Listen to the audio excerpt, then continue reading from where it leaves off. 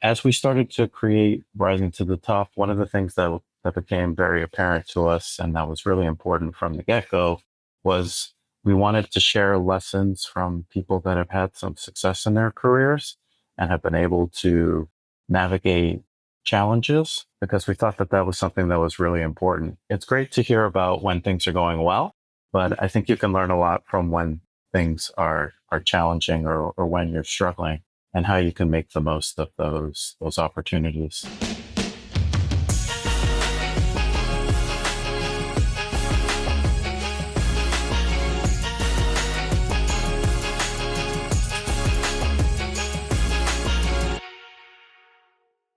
Hey everyone, welcome back to the Career Everywhere podcast.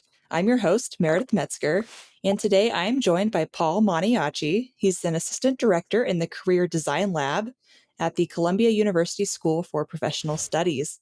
Specifically, he focuses on coaching students in the Enterprise Risk Management program. Thank you for being here, Paul. Thanks so much for having me. I'm excited to talk with you today. Yeah, likewise. I'm really excited to have you because today we're talking about one of my favorite topics, which is podcasting. I know, super meta to be talking about podcasting on a podcast, but specifically, I want to cover how you have created and built a podcast for your career center there at Columbia. So we'll talk about the Career Design Labs podcast, which is called Rising to the Top. I'll ask about your production process, who you interview, what kind of stories you like to tell, and so on.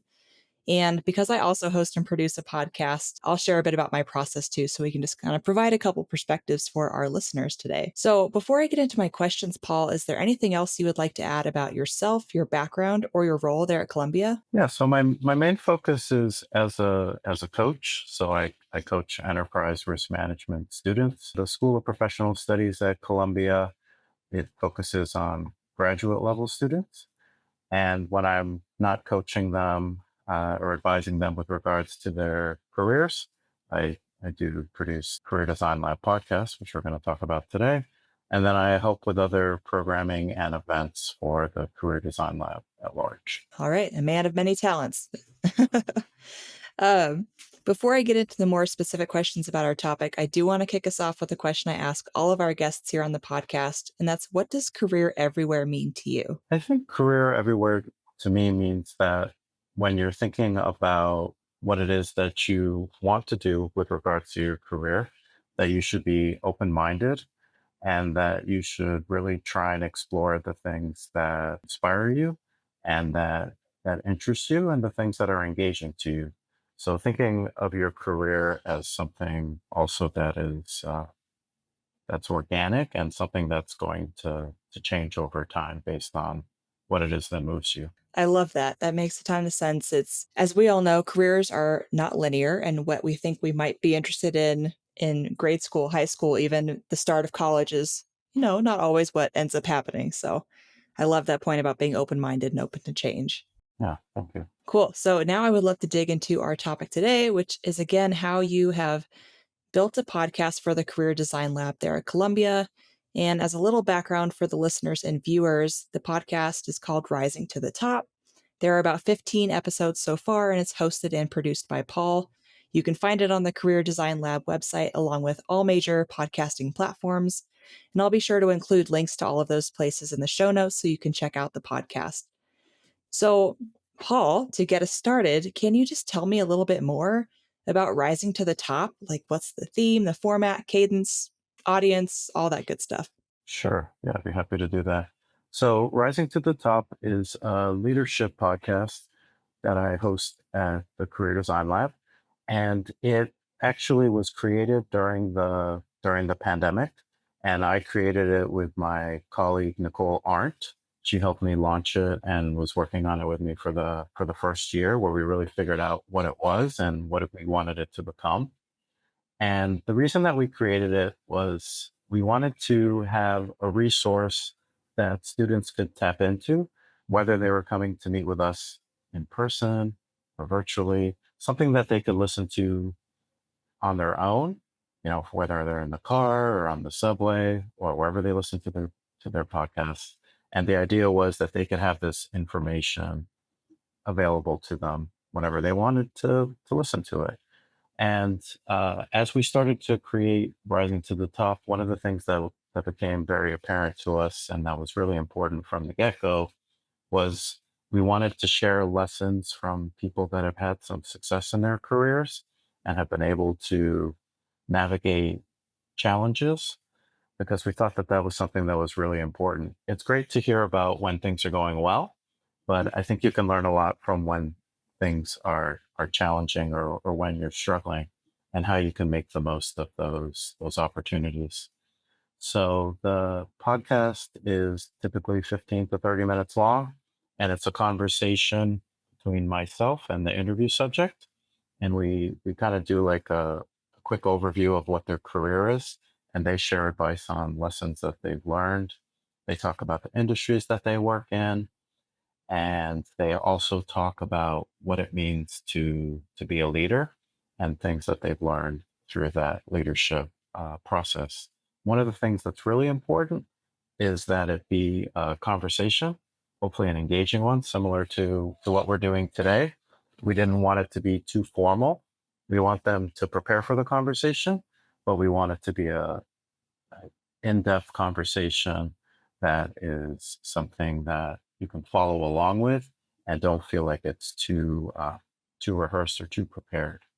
Like a conversation that you'd be having, a well-informed conversation that you could be having with a friend or a family member or a colleague. As you know, that's kind of the goal with the Career Everywhere podcast too, is like we like to be prepared Mhm. and kind of know what we're talking about ahead of time, but in general, keep it conversational because that's what feels most authentic and most real. And in my mind, makes it more effective to absorb the information as opposed to like it's a lecture, you know? Right. What's the typical cadence? Is this like a regular thing? Is it just kind of as you come across really great people and stories? How does that work? So the podcast is something that I'm working on year round. So even during the summer, we're looking to recruit new speakers or new guests, and we're researching different people to be featured and looking at different industries and that type of thing. So it's ongoing. The cadence does differ a bit. We're hoping to get it on a monthly cadence. That would be the ideal goal. But sometimes things come up with regards to our production schedule or the availability of the speakers.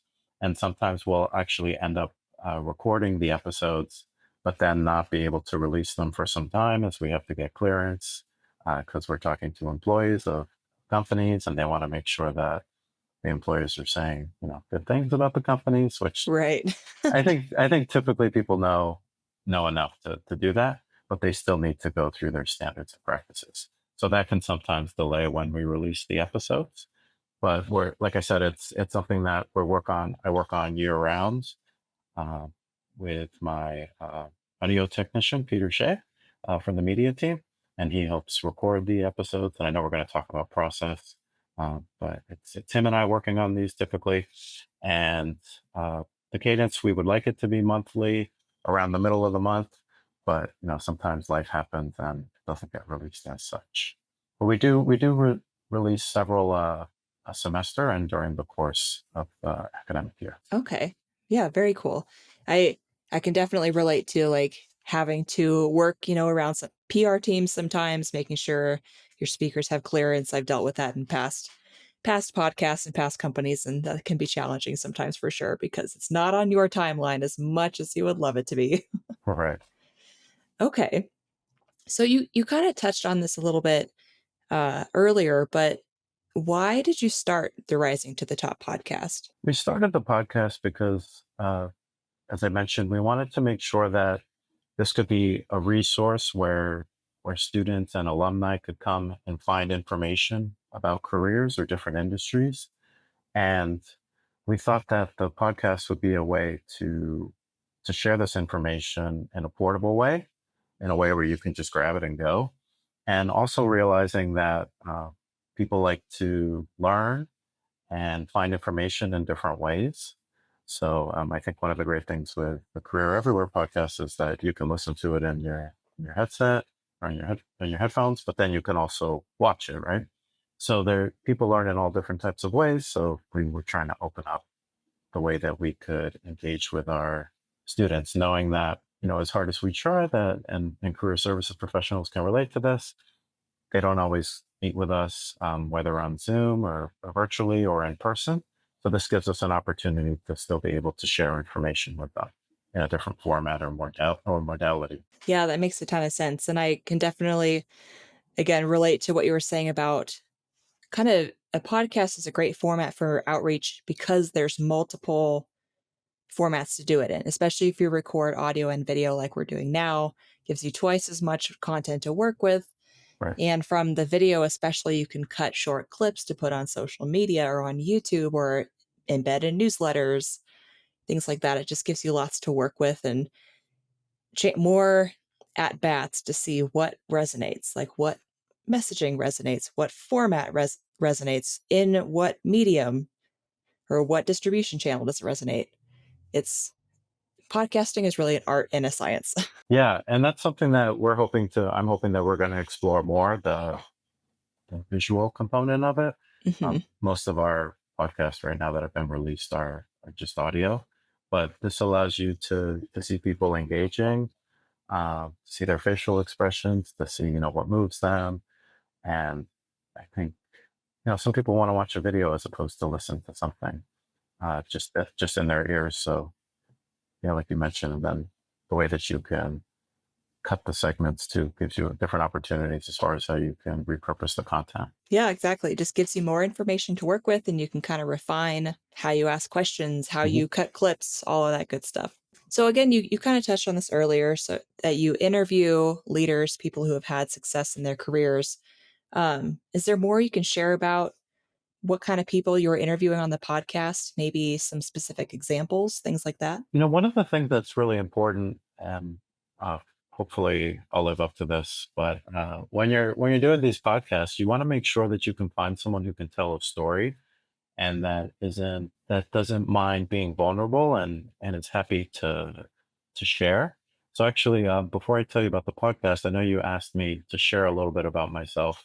So I just wanted to add a little more context, if that's okay, Yeah. and just say that I'm a proud dad of two little girls, 9 and 5, and so that sometimes comes up in my coaching appointments or my LinkedIn posts, and that's a big part of who I am. So I'm a career coach, but I'm also a dad, and I'm also a big sports fan. I love the Knicks, and I can talk to you about Keanu Reeves all day. So just to give you a little more of a well-rounded picture of who I am. But to answer your question about some of the speakers, so we definitely want to. What we do is similar to how we prepared for this recording today. Before we decide to hit the record button on the podcast, I want to make sure that I'm setting up conversations or pre-flight calls with the people that I'm going to be interviewing, because I want to make sure that they can, people can do really exciting things and have a really interesting career. But if they're not able to verbalize that or to be able to express that or tell stories, then the podcast is gonna fall flat. Especially if it's just something that you're listening to, as opposed to seeing someone talk with their hands or move around Hmm. or whatever it is that in our regular day to day interactions. So that piece of the podcast is really important. The pre-flight part. And so then you get a sense of like, how do they tell their stories? Are they long-winded? Do they talk fast? Do they use their hands? What gets them excited? And then that helps prepare for the recording as well. So that goes into the process. But then as far as how I select the speakers, uh, other than that piece of it, which comes a little bit later, is trying to find individuals who have had the opportunity to lead. And I know that you can lead, at a very low level, or I should say, like at a more entry level role, and then you can lead, like a CEO. So you can definitely lead in all different roles. So I want to make sure that I'm clear about that. But want to find people that have had to manage teams and the lessons that they've learned along the way, because I think those things can be really helpful for other people that want to lead teams, and then for those that are being led as well. Uh, and then along with that, we try to find individuals that may be working in industries that relate to the academic programs that our students are in. So, we have a lot of students that are interested in, say, finance, or they're interested in the technology space, or they're interested in the healthcare space. whatever those industries are, and then we try and I try and backtrack it to the speakers. Uh, I think you asked if I could talk about some of the speakers that I've spoken with. Yeah. Uh, they're kind of all across the board, but some of the ones that really stand out are where people allow themselves to be vulnerable and share these hard times that they've gone through. I had the opportunity to interview one of my friends who's a children's book author and illustrator, and his each episode ends up kind of having a theme when you talk to people about their careers and their lives. And one of the themes of his episode was around resiliency, as he had a difficult upbringing as a kid, and he was able to, to not only get through that, but it helped set him up well as an adult, right? Like the lessons that he learned. And in speaking with Jarrett, uh, the children's book author and illustrator, one of the cool things that we got to experiment too with was, as far as the visual, was he's an illustrator. So I asked him if he could sketch while we were talking. So Hmm. that's another thing that you can think about different ways that you can make the podcast more interactive. And so he was sketching while we were talking, and that added an extra element uh, to that as well. That's one that I can think of that has meant a lot to me. But all of the interviews that I've done have been, or that we've done as Career Design Lab, I think have had their own merit and their own lessons to share, and are valuable to students or even to myself. Uh, yeah, they've all had really good lessons in there that I think we can put into practice. Yeah. I love what you said at the end about like not only do podcasts provide learning for the audience, but it's also just really great personally as the host when you get to Mhm. talk to so many interesting people. Right. And it's kind of like how I viewed myself when I was a newspaper journalist. I used to just joke that I was basically a sponge, that I would just kind of soak in every element of a story or a person that I was interviewing. And Mhm. eventually I would wring myself out afterwards and get rid of most of it, but some stuff stuck every time. I think it's the same when you're a podcast host. You kind of just take different, again, lessons, whether it's specific to your career or lessons in being vulnerable and Mhm. how to appear on camera or how to be resilient, how to build a meaningful life and career. And it's really fun and meaningful, I think, to be a podcast host. So if anyone listening or watching is on the fence about it, there are personal benefits too. You should totally do it. I mean, it's been so worthwhile, and I've so enjoyed it. And as we're talking, I'm listening to what you're saying too, and I listened to previous episodes, and it's like the podcast is so like it's so clear and crisp, and it just sounds really good how you're recording it. So like I've been making note of some of those things as well. Oh, well, thank you. You're welcome. uh, um, so, it kind of on this note, and again, you've sort of touched on this, but what kinds of topics do you like to cover and why? So some of the topics will relate specifically to particular industries, but then some of the topics will also just come out of the conversations that I have with the speakers. That's really how the theme gets attached, right, to someone's Mhm. career. So I mentioned with Jared, it was this idea of resiliency and like how you work through difficult times. I interviewed someone who works at Google, and he spoke about how early on in his career he learned about the importance of taking calculated risks and like knowing when it's time to move on to the next thing, right? Like when you're seeing the writing on the wall, and you're like, okay, I can see like I'm either going to have to come up with a solution or I'm going to have to move on to the next thing because I can tell Mhm. that this isn't the right thing for me anymore. And taking risks can be super scary, and being vulnerable can be super scary, right? But the alternative is that if you don't take that risk, then maybe you get stuck in an untenable situation or you're struggling, when the reality is that you could be continuing to move forward. Uh, my cousin told me this story, or she gave me this advice maybe like 20 years ago or so.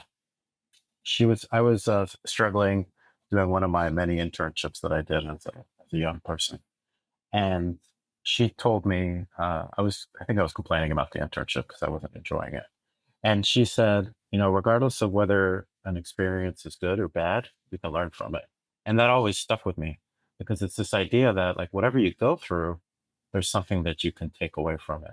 If it's a bad experience, you can try and reflect on it and be like, okay, why was that a bad experience? Was it the people that I was working with? Was it that I didn't have the right mindset? Was I not being flexible enough or open minded? Was I super rigid? Like, you can try and do a deep dive and figure out why that experience was hard. And maybe you were doing all the right things and it was still hard and it wasn't for you. But then that experience could lead you to another experience. And then that experience could be something that's really worthwhile. Or even if, even if you experience something that's a challenge, if you're to face a similar experience down the road, or you're talking to someone else that's had a similar experience, then that might allow you to then coach them through it or offer them advice or even just support, or just listen to their story and be able to empathize. Right. Or at minimum, you have a very compelling story to tell in a future job interview. Or a podcast. Yeah, exactly. Yeah. Exactly. I'm curious, as you're kind of deciding these topics, it sounds like you decide on the topics in the prep call with Mhm. your guests. When you come up with questions, is it like a standard set of questions that you ask every guest, or do you make different sets of questions for each guest, or how does that work? Yeah, that's a good question about questions. As far as that, and I think it might be similar to your process. So I'd love to hear how you work on coming up with your questions for your interviews. But yeah, part of it, so that there's some consistency, or so that we can have a through line from one podcast episode to the next. There are some questions that will repeat, and so there's a question in there where I ask the interview subject, uh, tell me what was the most surprising thing that you've learned about managing a team? Because I think that could be very telling, and that's also like very. I think that kind of captures them. That might maybe that changes depending on where they are in their career, but that could be something that could be useful for somebody else to hear, and that's also like a nice jumping off point. So that's one of the questions that remains consistent from one episode to the next. Since we launched the podcast at the beginning of the pandemic, at that point where people were at home and it was very hard to differentiate between working and not working. There was like a Hmm. super, super gray area and there was no work life balance. One of the things that became really important, if we could say like a good thing to come out of the pandemic, was this idea of work life balance. People didn't have it before. Now that they were stuck somewhere, they had to try and carve that out, right? Or figure out what that was because they had more time because they couldn't go places. So, that being said, as part of that, and as I started to think about how I was going to survive the pandemic, as well as my colleagues and everyone, because everyone was impacted by it, one of the questions that came out of that was, "Do you practice self care? And if so, what does that look like?" And I wanted that to be, and that became an important part of the podcast, and also when I talk to students, because I think a lot of us can focus, whether you're focusing on your studies and your classes, or you're focusing on your job, you can be so tunnel vision that you're putting all your efforts into that. And if you just do that, you're going to burn out, and your quality of life is going to be very poor. Like, you have to be able to separate between even achieving your goals, but also making time for the other things that make you happy outside of your studies or your work. So that's a question that I ask, and people are very thoughtful and intentional around that. And a lot of people have said that, yeah, during the pandemic, I really have to take a step back and figure out, how am I going to distinguish between my work and my non-work life? And this is how I'm going to do it. I'm going to go and I'm going to meditate. I'm going to go for a long walk. I'm going to spend time with the kids. I'm going to, play with my dog, whatever it is. I'm going to watch trashy television. Whatever it is that makes you happy, you have to make sure that you're doing that, because your life can't just be your work. That makes sense that would be like an important element to cover in a leadership podcast. Like, it is not just about work. At least it shouldn't be. Two other questions that kind of roll over from episode to episode are, I like to call this the like Oprah aha moment. Like, was there a certain moment in your career where you decided to pivot? And some people will have one distinct moment, and then some people will have multiple pivots. Like they're just constantly pivoting. But I found that in interviewing, and I imagine that you found this as well when you're talking to people about their careers. There's a point where there's like a realization, and then that sets them off on one track. And then maybe they turn again, and maybe they turn again. But there are certain moments that kind of define what it is that you end up doing. And so that's a question that I ask. And then I also have a question where I just ask, if you were to advise a Columbia student as a student in the program, what would you tell them about how they can make the most of their time so that they don't just focus? It goes back to this idea of like, yes, we want you to do well at school. You're in a great university. You're studying because you want to get somewhere. But if your face is just buried in those books all the time, you're not going to get the most out of your experience. So what would you tell them? And that advice has been really useful too. I bet. Because, I mean, a career coach like yourself or your colleagues, you can only say that so many times to students. They need to hear it from Right. outside sources, especially those who have found a lot of success. Right. So that's a good idea. Meredith, how do you come up with the questions that you're going to ask? So I, like you, it's kind of a mix. So there are some standard questions that I ask every guest.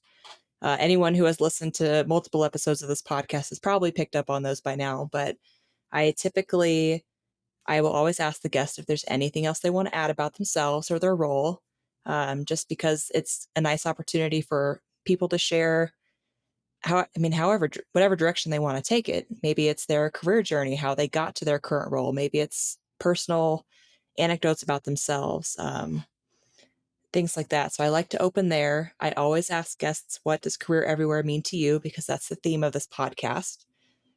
Someday I want to do like a compilation video where I cut together everyone's answers to that question someday. Maybe next year when I'm back from maternity leave, I can do that. So it's those questions at the beginning that are pretty standard. And then I close out every episode in a pretty standard way too. So I always ask if there's anything else the guest would like to add. And that's kind of a trick I learned in my journalism days. I always did that as a reporter too, especially if I was interviewing somebody on video or audio, because that's often where like the golden quote would happen. Because by then it's the end of the interview, the guest is loosened up, and often they will summarize what we've talked about. When I ask them, is there anything else you'd like to add? They'll kind of summarize what we just talked about. I'm like, haha, there's the money quote. That's going to be my soundbite. Thank you. Awesome. So yeah, they'll either summarize or there will just be some cool nugget of information that I wouldn't have even thought to ask. So I always like to include, is there anything else you want to add? And then at the end of every episode, and we'll do this too at the end of our talk, is I do this answer a question, leave a question thing. So that was kind of a fun suggestion one of my colleagues gave me. And that's been really fun because the questions have ranged from like very deep, like, what does vulnerable leadership look like to you, or who inspires you, to literally, is a hot dog a sandwich? That was a question in one of the early episodes. That was from Jean Rhee at the University of Oregon, Lundquist College of Business. That was a funny one. We had feelings about it. It generated discussion. So anyway, those are some of my standard questions. The other questions are very topic dependent. And I don't know if you do this as well with yours, but I send questions ahead of time just to give guests and myself an opportunity to prepare, just kind of understand the direction that the interview is going to go. So I'm curious, do you send questions ahead of time, or do you just kind of go with the flow? Yeah. So in that pre-flight call that we have before we're going to do the recording, I come in with the like standard, right? The standard questions, the ones that roll over from one episode to the next. And then if I have some background information on the person ahead of time, I might pull some other potential questions from their bio that seem like would be relevant to whatever it is that they've done or their specialization, and I'll kind of pepper those in. And then we'll talk about that in the pre-flight. And then after we've had our our conversation, as you know, and yourself being a journalist, like some of the questions also are the follow-up questions, right? Like they say something and then Yep. you're like, aha, wait, we got to talk more about this. Like, what do you mean a hot dog's not a sandwich? So then you continue with that follow-up question. So some of the questions actually end up being populated in the pre-flight interview. And then I will send those to the interview subject ahead of time and just be like, okay, I cleaned this all up after our conversation. I think this might be the theme, but we'll see where it's going to go. Take a look at this. Is there anything else that I left out that you want to talk about? Add that there. Give me your feedback. Are there certain questions that you don't want to address? Because we want to be mindful of that. And so, yeah, they'll have that all ahead of time so that they can prepare as much as they want to prepare. They'll just know the questions that are coming before you're like, tell me about this. So Right. yeah, so that's helpful for them, I think. Yeah, And I agree. yeah. And for us too, right? Like as far as having a framework or a structure. It's definitely helpful. Like usually you can tell when you listen to podcasts which have that preparation and which don't. Um, Right. because as much as we want the conversations to be authentic and casual, you also want to be prepared. Like there's a happy medium there. You don't want it to be so casual that it's just like, hey, let's get on a call and talk about whatever. Like, no, it's good to have a topic. It's good to kind of have just at least an idea of direction, Right. just to make sure everyone's on the same page. You can keep it tight within your ideal time frame. Mm-hmm. Okay, cool. So on that note, I think that's a good segue to my next question, which is like, what does your production process look like? Like we've talked a bit about your pre-production process, but Mm-hmm. what else goes into creating a podcast? So let's see what goes into creating a podcast. So you have to source or recruit your next guests, and then you have to figure out how am I going to be able to get in touch with them, right? Like that can be it can be easy or it can be hard. Maybe you get referrals for guests, some guests sent your way that you then follow up on. So part of it is figuring out who you're going to speak with, and then after you figure that out, then you schedule time for a pre-flight call with them to get a better understanding of what their career looks like in a nutshell, and get a better understanding of, if I record this person, how's it going to sound? Like not only is how it's going to sound, but is it going to be engaging? Is it going to be a story? Is this person nervous? Like when we record it, are they going to be nervous? Like you try and avoid those things. Do they talk fast? Do they talk slow? Just kind of getting a sense of who you're going to be talking with. And then during that conversation, you also figure out this is going to be the theme for the episode. It might be something that I propose based on the interview subject's bio or their LinkedIn profile, like things that they talk about. So that might be like, oh, they talk about this on LinkedIn. Maybe they want to talk in more depth about it. If not, it might just come out of a conversation that we have on the day in the pre-flight call. So then after we have the pre-flight call and we decide that we want this to continue, that we're going to be recording this, then we need to figure out some scheduling. So we look at the calendars. Doesn't have to be necessarily in that moment, but that's something that has to happen, right? You need to figure out when's this person going to be available, and then I have to coordinate that time with Peter, who's going to from the media team, who's going to be recording it. Peter Shea is terrific. Two thumbs up, Peter. And so we have to coordinate that. When's he available? When am I available? When's the interview subject available? So that we can all come together. And then to actually do the recording, we use the same platform as you do, Riverside FM. So what ends up happening is similar to what you did with me. When we send out the calendar hold or the invite for the date of when we're going to be recording, we'll also send them the link. And so that on the day of the recording, they just click on the link and they come on in. And other than that, I send the questions ahead of time, like you talked about. So make sure that they know what we're going to be talking about and get any feedback from them. And then we scheduled it. So then we go ahead and we record the episode. I have my audio engineer, Peter, with me. So he's doing all the recording and making sure that all the levels are right and all that good stuff, which I think you do. Uh, Yep. so you're like a one-person shop, which is awesome. but yeah, so he's checking on all that stuff, and I'm just trying to engage and listen very closely to what the other person is saying. And I'm sure you learned this as a journalist too, right? Like you want to ask the question and then kind of like get out of the way, right, and let them talk, and then Yes. see what they say. And then if they say something that you need more information on, then you have them follow up question. So then we record that. We record the whole thing. Typically, we'll record the whole interview, and then we'll do at the end of that, we'll do the intro and the outro, and then that'll all go to Peter. He'll send me the transcript of the episode, and I'll kind of go through it. And actually, I think, and I'm sure you've experienced this as well. Like when you're doing the interview, you're kind of like making notes of like, oh, that was a really good moment in the interview. I think that's a piece that I want to keep, because we record for an hour, similar to today, but we don't want the podcast to be an hour. We want it to be between 15 and 30 minutes. So we have to start thinking about like which parts of the conversation should we keep. And so we do that through the transcript. I'll send that to him, and then Peter will edit it together with the intro, the outro, and all the content. Then we'll share it. Once that's complete, he'll send it back to me. I'll listen to it. I give him any feedback on that edit. Uh, he normally does a really great job. Maybe there's just somewhere where it's like, oh, I think we need a little more explanation before I ask this because it's unclear. Like if you were there for the full hour, it makes sense. But if you cut it, sometimes you don't know where it's coming out of. So we have to fix that. But after I listen to it, then I'll share it with the person that I interviewed and make sure that they're happy with it, because we want them to be happy with it before we release it. Then they have to sign their media releases, and they have to, if they work at the type of place where you have to get media clearance or, standards and practices, they'll send it there, and then we wait for them to say it's good to go.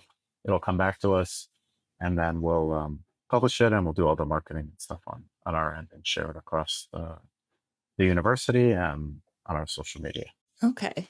So to confirm, Peter is he like an in-house person in the Career Center? No, he actually works for Peter works for our media team for the School of Professional Studies. Okay. And then he just happens to support me on this. But yeah, he's external to CDL, and he works on a whole bunch of other media projects as well for the university. So he does he has the role of producer during the recording process, and he edits the audio, it sounds like. Yeah. Okay. Cool. That's really handy to have that in-house. For sure. Yeah. Yeah. I've done that post-production part of the process in a couple different ways. So at uConnect, I'm fortunate enough to be able to outsource all post-production to a podcast editing agency. So they handle all the audio production, all of the video production. I am the producer, so I work with them on like the general sound, the vibe, the look, the branding, all of that. But they do the actual editing, which is a huge help, because at my last company, I also hosted and produced a podcast, and I did all the editing myself. And it is so much work. It is so much work. It's like a full-time job in and of itself. So right.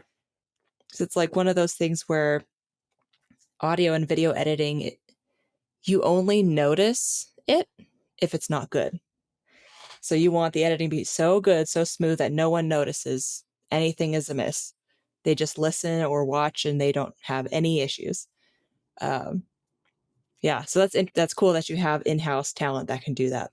That's a huge time and money saver for sure. Well, also because it's also helpful because the podcast is just one of the things that I'm doing, and similar with Peter, like he's helping with the podcast, but then he's also filming stuff on campus or whatever it is. So it's just like one of our many responsibilities. So it's good to be able to just have to do a portion of it, because I just have to coach students and create events and programs and things like that. So yeah, for sure. I would also add that I've heard that some other career centers who do podcasts, like I'm thinking of Michael DeAngelis at the University of Pennsylvania with his podcast, CS Radio. I think they have a student team, like one or two students who do post-production. So they kind of get that experience. That's Michael great. Gets help with the production. So that's another idea for folks who are watching or listening. Yeah, that's great. I have had students that will help me with the marketing and creating the marketing content. So that's helpful.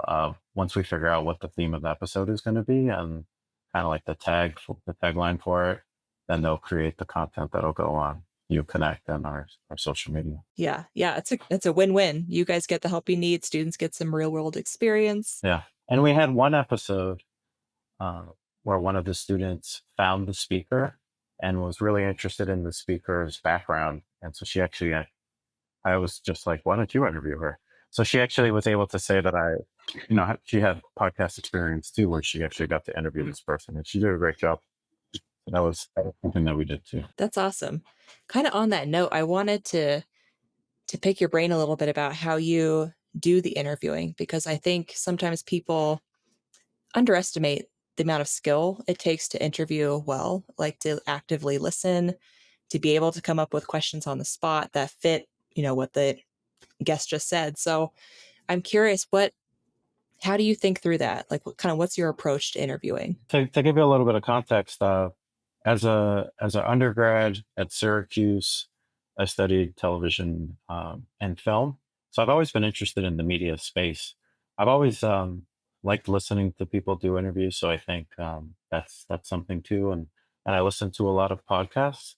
And prior to getting into higher education, I when I was doing those like internships and freelancing, as I was trying to work in the film or television industry in New York City, I I was struggling so much with figuring out what I was going to do.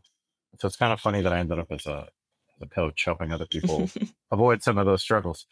But at that time, I started interviewing people. You can think of it as like an informational interview. But I was actually interviewing people that I thought this was like 20 years ago. I was interviewing people that I thought had interesting careers. And so back then I started coming up with the questions. And so if I was interviewing you, Meredith, whether it was today or when you were a journalist, I'd want to know like, how did you become a journalist and like the nitty gritty? And so I'd ask you all the questions about that. And so back then I think is when I got comfortable with asking these questions. And I've always preferred to ask the question as opposed to be asked the question, right? I think I'm that, putting you on the hot seat today. yeah, exactly. So like I've always been the question asker. So that just always came naturally to me. And I like to find out like what motivates people and why people do the things they do. And especially like what is it about the thing that you do that really excites you or that you're passionate about? So I was doing that like 20 years ago and I was just doing it on my own. And I would just go out and interview people that I thought were interesting. And I took all that content, I put it on my website. It doesn't exist anymore, the website, but it was called the Career Cookbook. And Nice. I went and I talked to people that were happy in the careers that they had, but they were kind of off the beaten track or path. So like I talked to someone who was on Saturday Night Live. I talked to someone who was on the Food Network. Uh, I would go and talk to DJs. I talked to someone who created pop-up books. Like these are all like things that you really have to dedicate your time to and like be passionate about to be successful because it's not like, all right, I'm gonna be an accountant. I go to school, I get my accounting degree, I take my certification, I'm an accountant, right? Like it's not that linear. And so I just started having these conversations and that's where I became comfortable interviewing, I think. Um, and so when I'm thinking about interviewing people, I really want to get to the bottom of like what is it that excites you or like what makes you happy? Why do you do the thing that you do? And so I try and think of it in that framework or that context. And and then obviously I'll do research on the person ahead of time as much as I can so that I'll be able to formulate some of those questions and then be able to ask those questions. And I think also being a coach has trained me to do some of that because Yeah. you're meeting with students and you've never met with them before. You're meeting with them, let's say for the first time, and you have to get them to talk about themselves. So you have to be able to ask them questions and get a response, right? And you have to be able to be vulnerable and share with them, and hopefully they'll share back. And so, like that coaching has really helped with that as well. I say if I can ever figure out how to implement this in my personal life, I'll be doing really good. But like as far as my career, it's so much easier to talk with students or in something like this. Like hopefully you could tell that I'm really interested in podcasts, but like when you get someone to talk about something that they're interested in, the level of like enthusiasm and energy, like it just, it's palpable. And then you can have a really good conversation. And then you kind of get out of the way. Um, One last thing I'll say on that. I went to Syracuse. I got to, so when I was doing this website where I was interviewing people, I would just reach out to people that I thought were cool, doing cool things. I was very fortunate that one of the alums who went to Syracuse, his name is Albert Maisels, and he's one of the founders of the documentary film movement, like as we know today. And so he just happened to go to Syracuse. So I reached out to him as an alum from Syracuse and I interviewed him. And I was just like, it was like one of the biggest thrills of any of the interviews I've ever done. And he's like, he did, he was going around, he was following like JFK when JFK was running for president. Like he was doing documentaries on the Beatles. He was following Wow. he was following the Rolling Stones around. Big, really important person, but super humble. And he worked into his like 80s or like until he passed away. But when I was interviewing him, I was doing research on him and I talked to him about it. And one of the things that he said, and like that's true to the documentary movement, which I think is true to kind of what we're doing as like journalists, is I think you just have to figure out what is the question that you want to ask the question, and then get out of the way. Because they're not here they don't want to know necessarily what we think. They want to know what the person that we're talking to thinks. And it's also like, that's also a tenet of like documentary filmmaking, right? Like you don't want to put your perspective on it. You just want to like, you aim the camera at it and then you see like how things unfold. And that's kind of the approach that I take with this, to the best of my ability. They don't want to hear what Paul thinks necessarily, unless it relates to something. Maybe there's some like career advice or career development stuff that I can add to that, but I want it to be the experience or the story of the person that is here to talk to students. Yeah, I could not agree more about the ask the question, get out of the way thing. Because I think that's maybe one of my biggest pet peeves in podcasts I listen to, or just even interviews, like television news interviews I listen to, is where the interviewer takes forever to ask a question. Like there's things like what I'm doing right now, which is responding to what you just said to transition into the next question. But sometimes people just talk or they interrupt their guest. I'm like, no, let them talk, let them answer, and then respond. Unless it's something where it's like they want to know your opinion. Like if that's the purpose of whatever it is that you're doing, then sure, share your opinion. But if they're really here to listen about the other person's story, I want the other person to be able to share their story. And I mean, not to say that like similar to today, hopefully there's some moments in here where we're on the same page and like one thing that one person says leads to another thing, but that's like very organic, right? It's not that like I'm trying to steal your thunder, or you're trying to steal my thunder. Like it's just like, it should be a conversation where there's some back and forth. But I find when I'm doing when you're doing more of like a traditional interview, like with the leadership podcast, I want the expert to share their opinion. And then if I have a follow-up question, then they can share more about what they think. That's kind of the approach. Does that make sense? Yeah, that makes a ton of sense. Okay. Yeah. And as we were talking about like the importance of actively listening and kind of asking follow-up questions based on what folks were saying, I think I just want to really reiterate that the importance of that it's, of course, you should come in with some preparation, with some questions, just in case your brain blanks, which will happen sometimes. You have a question to default to, but you should always be open and flexible to asking different questions. So I always think back to, I think it was like the first interview I did when I was a sports reporting intern at a newspaper back in college.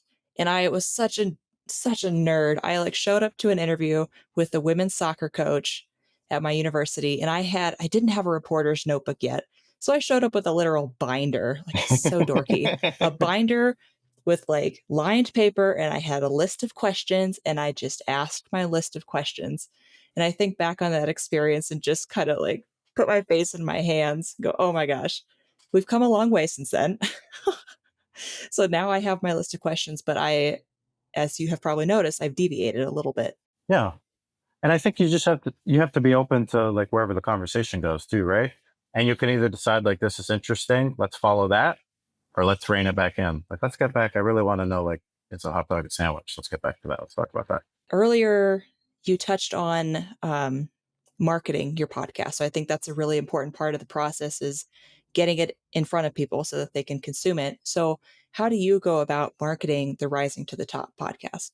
So as I mentioned, I'm lucky I have the support of our career design lab interns who will help create the visuals, and I'll share with them the content, and like I'll name the episode and we'll spotlight what the theme is, and then they'll help create the content. And then we'll proof it, and before we release it, we'll make sure that everything is good to go. But as far as the marketing, we'll put a we put a banner on our uConnect website. So we'll put that like on the main page. It'll be one of our scrolling banners, like when there's a new episode coming out, or if we're highlighting something podcast related. We also have a widget on our website for the podcast. There's a podcast page, so people can go and find all the episodes that we've done.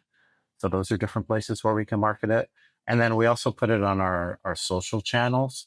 So we'll put it on our LinkedIn. We'll put it on our Instagram there as well. It could be a story, or maybe it's a post.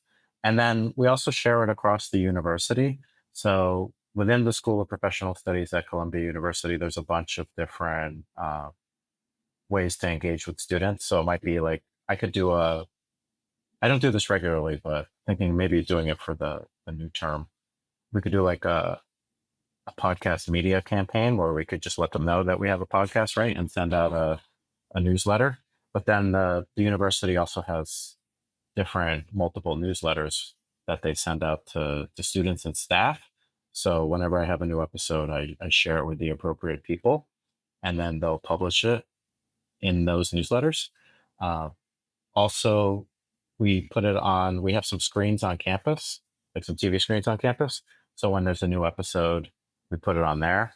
And actually, last year, for the first time on the Columbia University campus on 116th Street, uh, where all the students are, and where the quad is and all that stuff, there's this place called College Walk.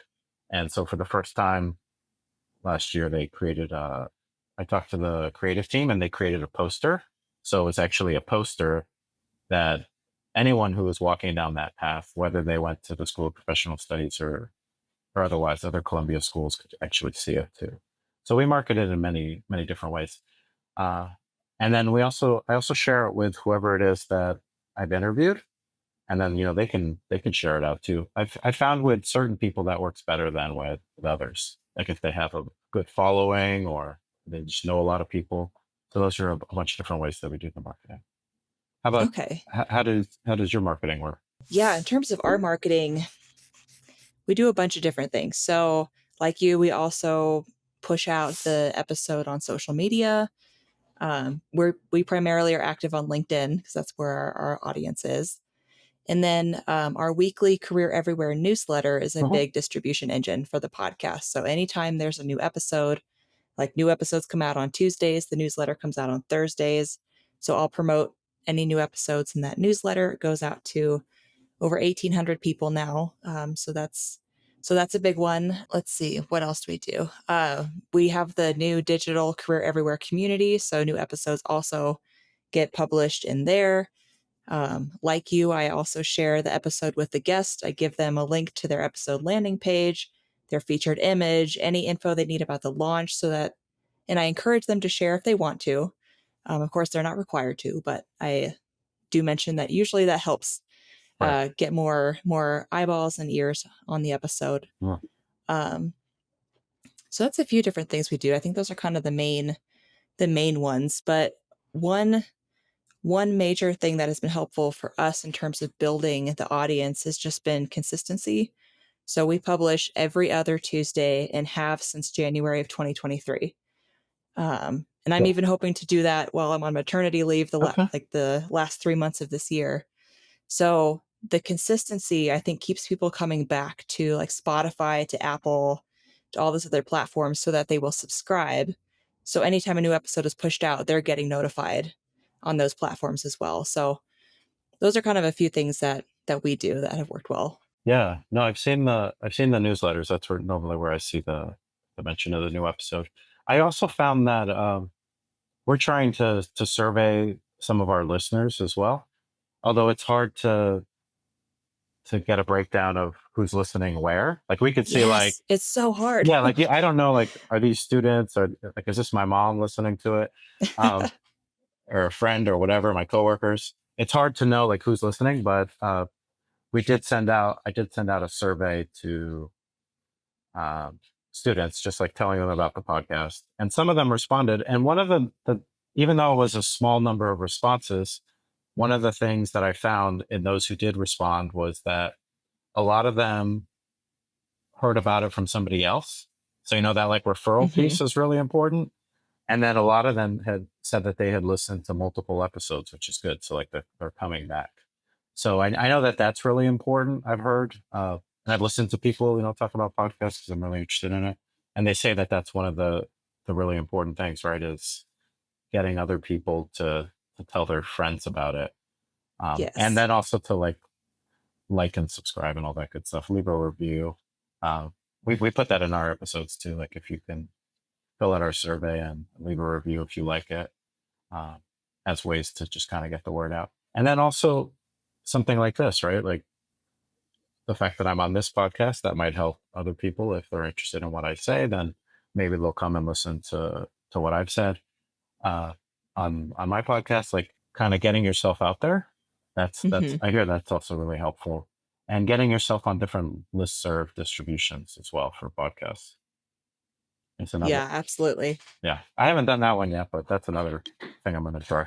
Yeah, one thing I didn't do it quite as much with the Career Everywhere podcast, but the podcast I produced at my last company, the title of the podcast was also really important to the Mhm, marketing. mhm. I was specifically using keywords in the title. Like it was a customer support audience. So people working in customer support or customer success. And I named it like Beyond the Queue, colon, inside customer support. Like Hmm. specifically, I wanted customer support in that title so that if anyone was like Googling customer support podcasts, that one popped up. Even if it was a relatively new podcast, that popped up as a top search result. So I think that helped in that podcast's case. Very cool. Yeah. I could These, nerd out about this stuff all day. But yeah, these are some of the tricks of the trade. yeah, I kind of, for my next question, I want to go back a little bit to what you were saying about measuring who Mhm, is listening. I think mhm, anyone who has ever done podcasting knows that is difficult. mhm. But how do you go about measuring engagement or measuring success? How do you know it's working? That's a great question, and I'm sure my supervisors in the department will want to know as well. So Yep. thanks for asking that. There's a few different ways that you can measure it. So we can find out how many people are listening to each episode based on the platform. So whether it's SoundCloud, Spotify, Apple Podcasts, you can actually go and see how many listens you get per episode. And you can do that. You could track that. I I spoke with a podcast marketing uh, specialist, and she said that that first month is really important as far as that's how they do some of the tracking. So we're trying to focus a little bit more on like how many people are listening in that first month when it first drops. But that's not to say that people might not find it later. But you can measure the first month, and then you can measure it from month to month. And we track it that way, and we can see like, okay, this month had four, or lifetime listens is 400 listens or whatever it is, right? So that's one way you can measure it. But the tricky part there is who's actually listening to it.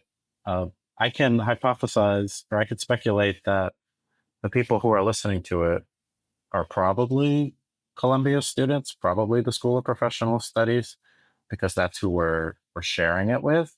And it's living on our website. So the likelihood is that they might be the ones who are finding it. But to be honest with you, like I said before, it could be people that know the interview subject that are going in there and listening to it. It could be people that I work with. It could just be random people. Like it's hard to know, right? So that's one metric, but I don't know how definitive that is. But you can, from that you can make certain assumptions. For instance, let's say there's an episode where you talk to someone who works for a very popular company. If that gets a lot of listens, then I can probably speculate that, okay, it's because this person works at Google or this person works at Morgan Stanley. I know that a lot of our students want to work there. So the likelihood is that it's probably our students, or if it's not our students, it's people who want to work at these companies. And then you can say, oh, this episode was probably a success because people want to work here and they want to hear from people who were able to land that gig. So that's one of the things you can do. But even though that's not foolproof, or maybe it's the topic, right? That maybe the topic is really, like you said, customer success or whatever. Like maybe people really want to learn about customer success, and so all the customer success people listen to this particular episode. So that's one way you can measure it based on just like listens or in your case, I guess views as well, if you're doing it on YouTube or Vimeo, wherever you host it. And then, but another way that I like to measure the success of the podcast, and this is something that I'm proud of, and some of this is based on the marketing that I've done, and then also just like building up the library. So you mentioned you have like 40 something episodes, which is amazing. That's just, I wish I could have that cadence going. But so some of it is just like you said, if people know that it's dropping once a month, they're probably more likely to tune in because they know it's coming and it shows up in their queue and they listen to it. So that's a great way to build audience too. But as far as like the reach of it, I've been getting, or will get messages. I'll get messages on LinkedIn. I'll get messages to my personal email or to the Career Design Lab email, where people will reach out and ask if they can. They'll say, "We found the podcast, Rising to the Top," and they'll either say, "I have people that I think would be interested. Would you be interested in having these people on the podcast?" So somehow they found it. So it's out there. So that's telling, right? That's pretty regular. Each semester there'll be people that'll reach out to me randomly and just say, "I want to be on the podcast," and then I'll decide if it makes sense or not. But I've gotten some of my guests from that. So that shows that people are finding it.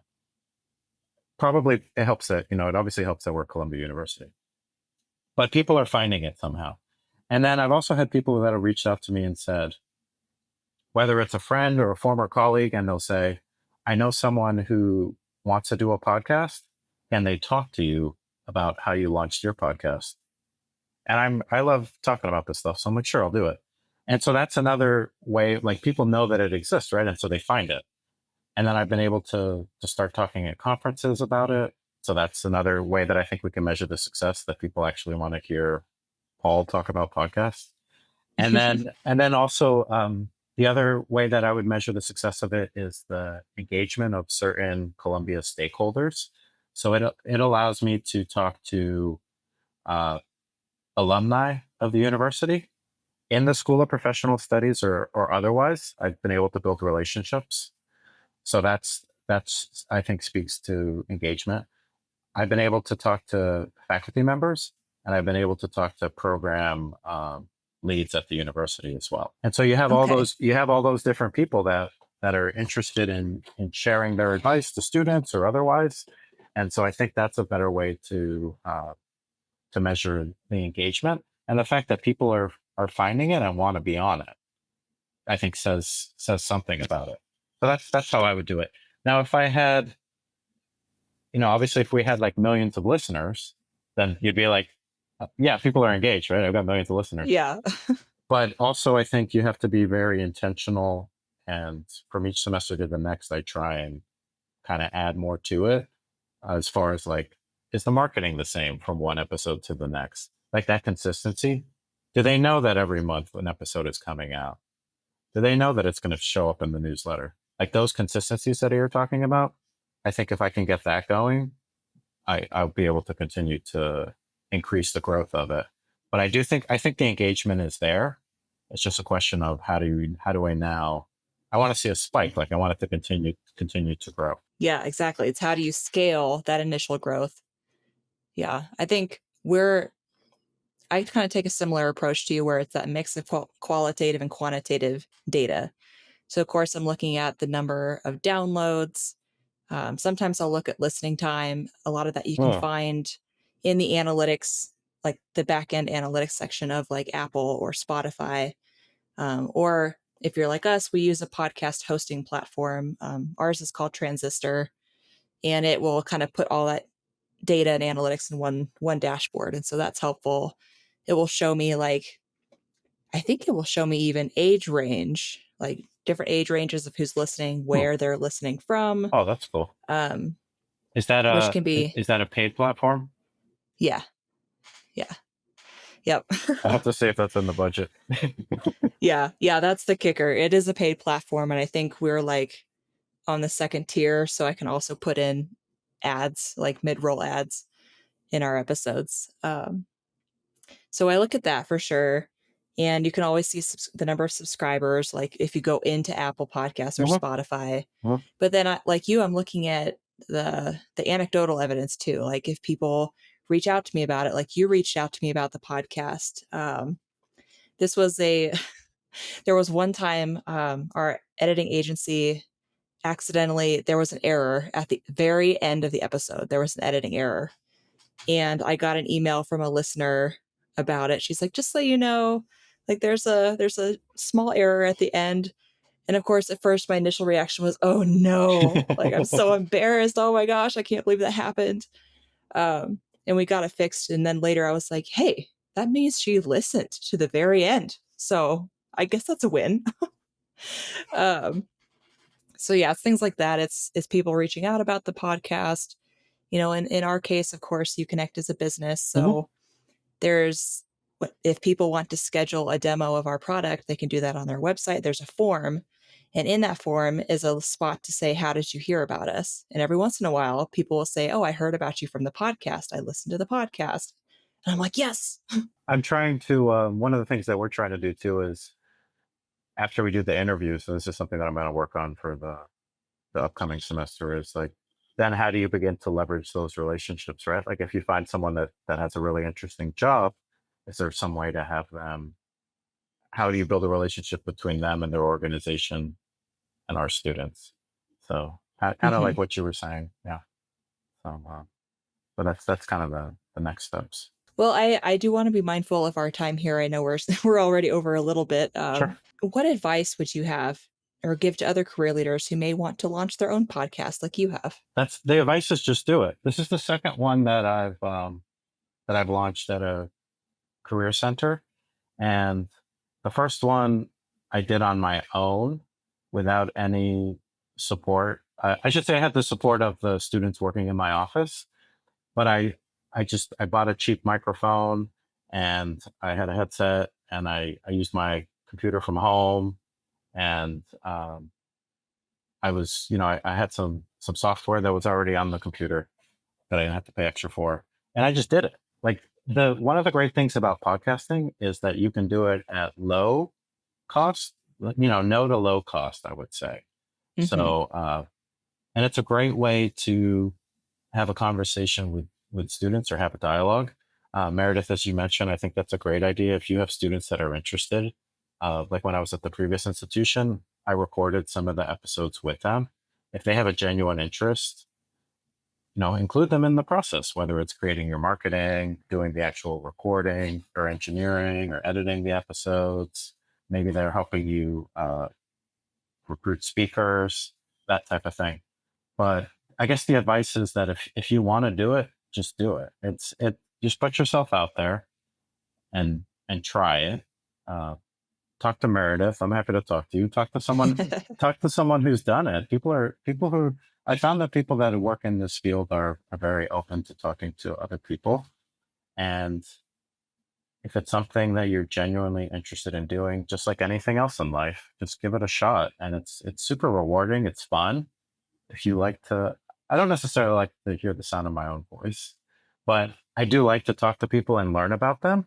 So this allows me to do that and then to share it with others. So yeah, I would just say if you're thinking about doing it, don't think about it for too long. Just do it and figure out if you can do it at low cost Mm-hmm. Because if that's the case, then the answer will probably be yes. And then it becomes more about how do you manage your time. Because if it's not costing a lot of money, then they can just say, okay, when are you going to do this? So just kind of come up with that plan of I'm going to do this, and this is how I'm going to do it, and then refine that, and talk to other people who've done it, because you can do it with very little support. Yeah, I would agree with that. And I was just thinking maybe, Paul, you and I can put together like little lists of some of the software we use or the tools we Sure. use, our microphones, our headphones, Yeah. just to give people a starting point, because sometimes that can be a blocker, is like, I don't know where to record. I don't know what microphone to get. So maybe you and I can put together a list that we can share Sure. on the episode landing And page. and podcasting has become so prevalent that you can go and listen to other people who are doing podcasting. There's podcasting resources available for free online. You can go to events and or workshops or whatever it is. There's courses on it. So it's definitely something that's not only is it popular, but it's attainable. And if you're interested in doing it, why not try? Sure. Yeah. And I think something that came out of the pandemic era is that people are very forgiving of like low production value. Like, not saying that it's bad. Like, of course you want good audio quality. Mhm. That's probably the most important thing, but you don't have to be in a studio. You don't need lighting. You don't need like a huge production setup. You just need a good internet connection, decent audio, and that could be a mic. It could be I've used earbuds with a mic on the wire before. But yeah, I think I love your advice. Just do it. Just start, give it a shot. If you're a naturally curious person, this is a perfect medium for you. And if you work at a career center or at a university, you might be able to ask your media team for support. Like Mm-hmm. they're not charging us for that. That's one of the ways that they support us. And they may have the equipment if you need to go to a physical studio, or they may have Riverside, such as our university does. So they may already have the resources that you need. You just need to figure out, as we mentioned, it can be very kind of lo-fi, and it's easy to get off the ground. But just think about, I think the most important thing is thinking about why you want to do the podcast, who your audience is, and like, what is it that you want to talk about? And then you can kind of brainstorm through that and work your way through the process. Cannot agree more. Start with the why and then we'll figure out the rest. Yeah. Okay. Well, Paul, is there anything else about our topic that you would like to add? It's just podcasting is a fun medium. And as you mentioned, it's a forgiving medium. So if you have any interest in doing it, just as we said, just try it. Awesome. Love that. Okay. Well, Paul, if people would like to connect with you or learn more from you about podcasting or anything else, where's a good place for them to do that? I think the best place would be to find me on LinkedIn and request to connect with me there. And then you can read all my musings on what's going on with the kids, Keanu Reeves, the Knicks are winning, and other career related and podcasting topics. Perfect. All right. Now, to close this out, I'll do the answer a question, leave a question thing that I do at the end of every interview. So I'll ask you a question that our last guest left for you, and then you will leave a question for the next guest. Okay. So our last guests were Michelle Doran and Melanie Murphy of Denison University, and they left the following question for you. If you knew that education or salary wasn't a factor, and if no one would judge you, what would you do with your life? I guess the question, I don't know if this is embedded in the question. Does it mean that you don't have to have it necessarily? Because I would say if it wasn't, like, if I didn't have to be athletic, I would love to be a professional basketball player. But I don't know if that, I mean, this is just saying, like, if money wasn't an issue, but I'd still have to be able to play basketball, right? And I'm not great at it. But other than that, I really enjoy doing this. I think I would love to be able to continue having these types of conversations and hopefully helping people figure out what it is that they want to do or learn something. Like, it would be educational, but hopefully engaging and entertaining as well. Some type of podcast, because I love talking to people about their motivations and what excites them and how they got from point A to point B. So that's something that I really enjoy. I love that. So you either want to be a professional basketball player If or a full-time podcaster Yeah, if I or didn't, both. Maybe both. Yeah. If athletic ability wasn't holding me back, professional basketball player. There, you can go be on Team USA in the Olympics too. There you go. All right. Well, Paul, what question would you like to leave for the next guest? So since I know this has been very meta because we're on a podcast talking about podcasts, and I want to ask the next guest, if you're listening to, hopefully they're listening to podcasts. If you're listening to podcasts, what types of podcasts do you enjoy listening to? And you can name the type of podcast or specific podcasts in particular. So for instance, when I'm listening to podcasts, I like to listen to Conan O'Brien's podcast. I think he's a great interviewer. Conan O'Brien Needs a Friend. And I'll listen to Smartless as well. And then I listen to some Six Trophies, which is a basketball podcast. But, they're typically related to my interests. But I'd love to know if our next guest listens to podcasts, what are you listening to?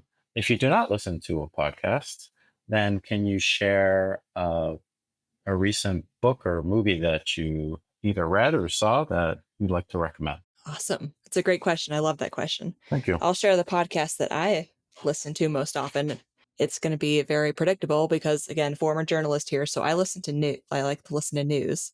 My usual go-to is it's called the Mo News podcast, MO. So it's like a journalist, I think he was like former CBS and Bloomberg or something like that. And so they just kind of cover like the quick hit headlines of the day. And I just like a quick overview of what's going on. So I'm generally aware. And then, yeah. That's great. That's what I listen to. I'm going to check that out. Very cool. Yeah. Cool. Well, Paul, thank you so much for taking the time to join me on the podcast today. This was a really fun conversation. Clearly, like we went over time because there's just so much to cover, but just thank you so much again. I really appreciate you sharing your time and your wisdom. Yeah, it was my pleasure. I had a lot of fun, and hopefully the listeners will find something useful from this and go make your own podcast, everybody. Yeah, you heard it here. Go do it. You can do it. All right. Well, Paul, thank you again and have a good rest of your week. Yeah, my pleasure. It was a lot of fun. Thanks for having me.